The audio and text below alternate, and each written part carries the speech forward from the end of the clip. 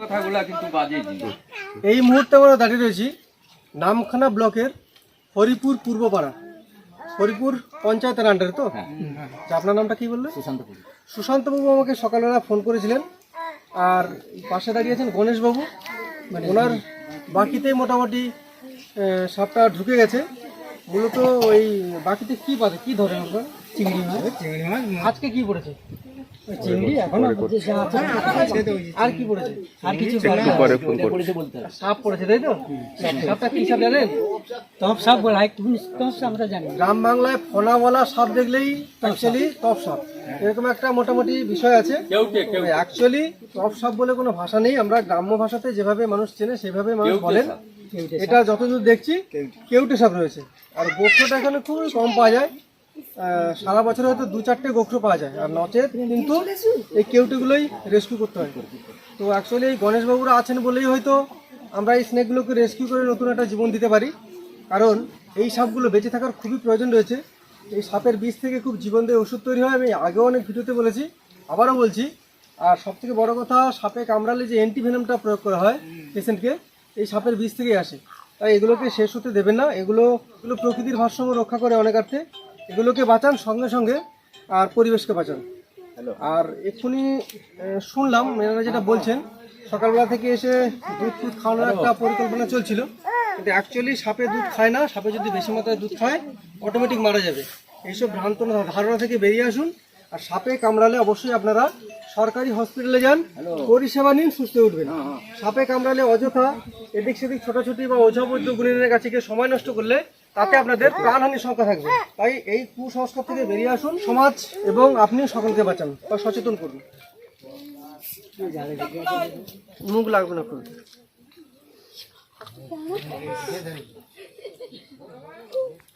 এই ঘুনি বা বাকিতে যে সাপগুলো পড়ে আপনারা দেখবেন একটু খেয়াল করে, এই মাথাগুলো ভীষণ, মুখটা বেসিক্যালি ভীষণ লাল হয়ে যায়, কারণ একাধিকবার ঘষা খায়, অন্য কোনো ব্যাপার নেই। আর লেজ খসার যে বিষয়টা আপনারা বলেন অনেক সময়, যে লেপ মানে সাপে কামড়ালে সেই সাপটা যদি কামড়ায় তার লেজ খসে যায়, এটা ভুল ধারণা।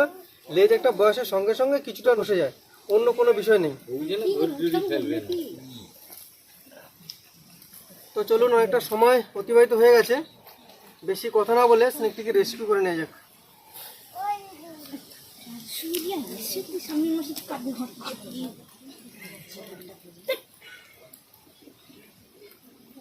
না এই কোটি ছিড় যা, না কোটি ছিড় যা, ও না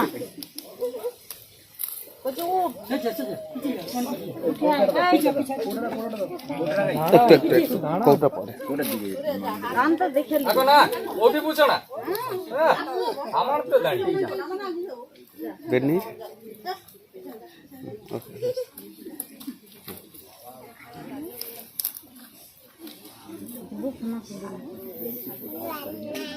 এটা আত্মরক্ষা করার একটা কৌশল মাত্র।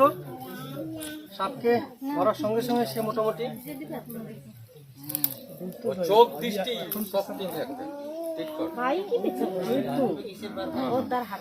এটা আত্মরক্ষা করার একটা কৌশল মাত্র। যখনই সাপ ধরা হয় ওরা হাতে মোটামুটি পটি করে।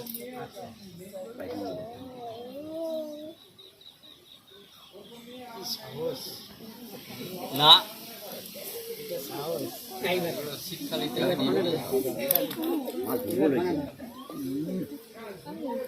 যে জায়গায় ধরবে সে যে জায়গায় ধরবে। কিছুটা খেয়েছে এই জন্য দুর্বলতা অনুভব করছে, উগড়ে দিলে ঠিক হয়ে যাবে। সোজা সোজা সোজা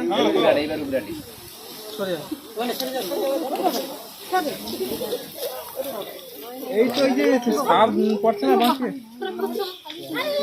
উগড়ে দিলে ঠিক হয়ে যাবে। সম্ভবত কোনো মাছ বা ছোট সাপ খেয়েছে, সেখানে উগড়ে দিলে সম্পূর্ণ সুস্থ হয়ে যাবে।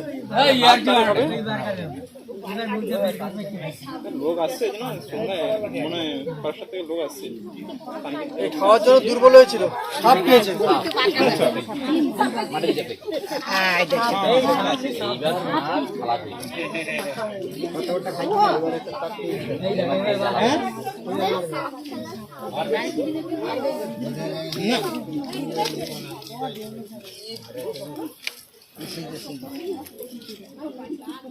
কাদরে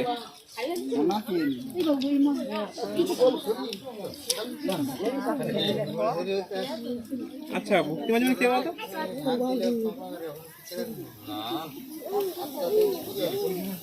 অনেকটা সময় আটকে ছিল, অনেকটা দুর্বল হয়ে রয়েছে এই মুহূর্তে, সে কারণে ও মুভ করতে পারছে না। নামটা কি হলো?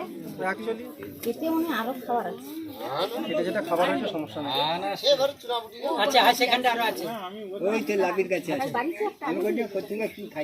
এটা অনেক বড় সাপ রয়েছে, আর সকলের উদ্দেশ্যে যেটা বলা, ভুলবশত এই সাপ এভাবে আপনারা কোনোভাবে ধরতে যাবেন না, কারণ এতে জীবনের ঝুঁকি রয়েছে। সাপ দেখলে অবশ্যই আমাদেরকে ফোন করুন অথবা ফরেস্টে ফোন করুন। সাপ ধরা কেবলমাত্র টেকনিক আর সাহস। আর সাপ আমি ধরেছি মানে আমি কোনো মন্ত্র বা তাবিজ কবজ দিয়ে ধরেছি এটা নয়, শুধু টেকনিক আর কিছু সাহসের উপর নির্ভর করে এই সাপকে ধরতে হয়। আমরা সাহসের সঙ্গে এসে সাপ ধরি এটা ঠিক, কিন্তু খবর কিন্তু আপনাদেরই দিতে হয়। খুলে দিতে হবে, এটা একটু খুলে দিতে হবে।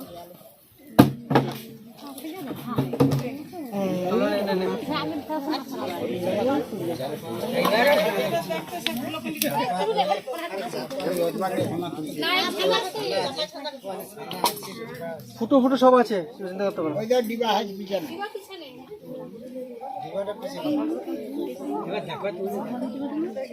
ফটো তুলছে না।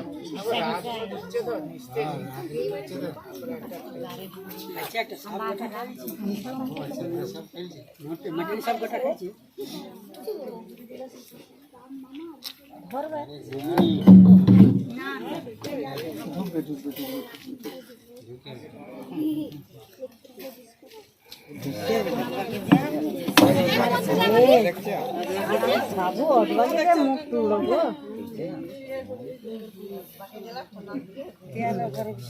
চলো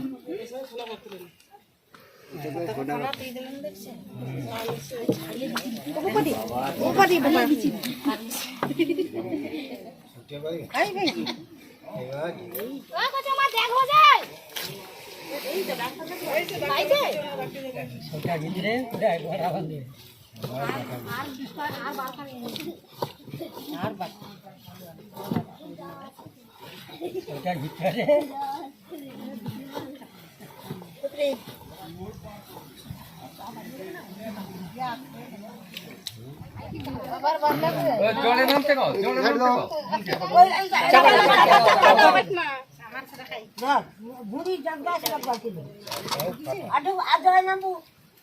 কাটা কোথায়? ওর নামতে কও। ফাটা মুখটা না না ওটা তো তার ডান। ঘাটে ধারে বানিয়ে দিয়ে ঘাটে